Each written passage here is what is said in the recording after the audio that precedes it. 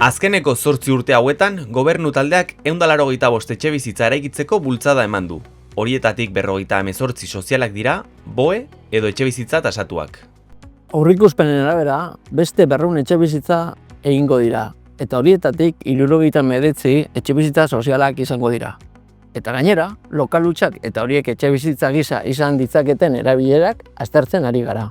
Laster, Lilibaso zonaldean, eraikin berri bat inauguratuko da.